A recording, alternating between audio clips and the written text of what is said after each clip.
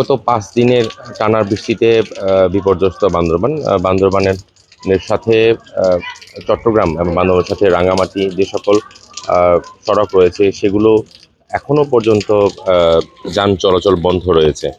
বান্দরবানের সাথে কেরানীহাটের যে সড়ক আছে সেখানে বাজালিয়া নামে একটি জায়গায় সেখানে পানি ওঠার কারণেই বান্দরবানের সাথে চট্টগ্রাম সড়ক বিচ্ছিন্ন, এবং বান্দরবানের সাথে রাঙামাটির বালাঘাটা এলাকায় যে স্থানটি আছে সেখানে পানি ওঠার কারণে বান্দরবানের সাথে রাঙামাটির সংযোগটি বিচ্ছিন্ন রয়েছে। আমি যদি দেখাই, এটি বান্দরবানের বালাঘাটা এলাকা। এখান থেকে বান্দরবান থেকে রাঙামাটি বাস চলাচল করে, এবং রাঙামাটি থেকে চট্টগ্রামে এখান থেকে বাস যোগে মানুষ চলাচল করতে পারে। তো একটি বিষয় জানার কাছে যে বান্দরবান যে সকল নির্মাঞ্চল আছে, বান্দরবানের আর্মিপাড়া, কাশিমপাড়া, বালাঘাটা, কালাঘাটা, যে সকল জায়গা আছে সে সকল জায়গাগুলোতে এখনো পর্যন্ত পানিতে নিমজ্জিত, সড়কগুলো তলিয়ে যাওয়ার কারণে এখানে জনদুর্ভোগ সৃষ্টি হয়েছে। এই পর্যন্ত যারা আসেন, এখানে স্থানীয় বাসিন্দা যারা আসেন, তারা এখান থেকে অটোতে করে এসে তারা কিন্তু এখানে বোটে করে অথবা এখান থেকে ভ্যানে করে কিন্তু তারা পার হচ্ছেন যেখানে পানি তলিয়ে আছে। সে একই চিত্র বান্দরবান বান্দরবান রাঙামাটি বান্দরবান চট্টগ্রাম সড়কেও। তো আমরা সেখানে দেখেছি তারা এভাবে ভ্যানে করে অথবা তারা নৌকায় করে পার হচ্ছেন।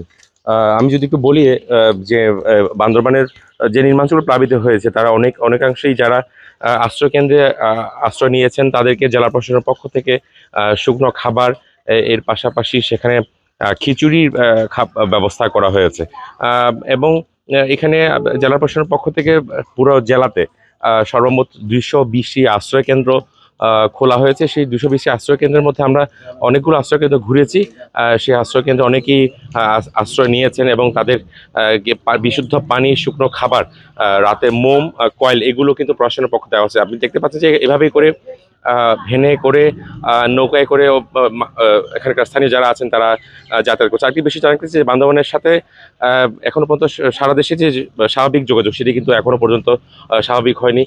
বিভিন্ন ইউনিয়নের সাথে কিন্তু এখনো টেলি যোগাযোগ এবং বিদ্যুৎ বিচ্ছিন্ন রয়েছে। এর পাশাপাশি আমি যদি বলি যে গত ভোর রাতে বান্দরবানের লামা আজিজনগর এলাকায় পাহাড় ধসে 5 জন মৃত্যুবরণ করেছে। একই পরিবারে 3 জন রয়েছে সন্তান, স্বামী স্ত্রী সহ। আরেকটি পরিবারে স্বামী এবং স্ত্রী তারা মাটি চাপা পড়ে ভোর রাতে তারা কিন্তু মারা গিয়েছেন। তো এখানকার পুলিশ সুপারের সাথে কথা বলার চেষ্টা করছি, তিনি যে বলছেন তাদের যে লাশ আছে সেটিকে